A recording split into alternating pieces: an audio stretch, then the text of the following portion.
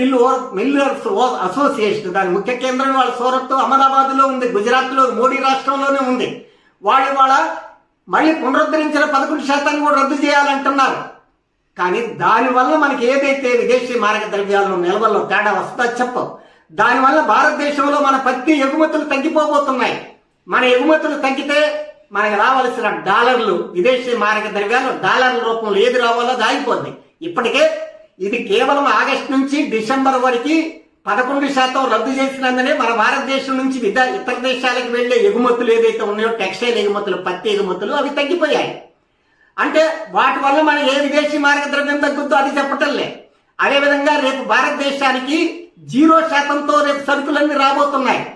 ఆ సరుకులు దిగుమతి అయినట్లయితే భారతదేశంలో పాడి ఉత్పత్తులు ఆగిపోతాయి. పాడి ఉత్పత్తులు అంటే ఈ దేశంలో కోట్ల ఆవులు ఉన్నాయి. ఆవు అంటే హిందువులకి పవిత్రమైనది. వాళ్ళు RSS ప్రచారం చేసేది. మోడీ ప్రభుత్వం ఒక రకం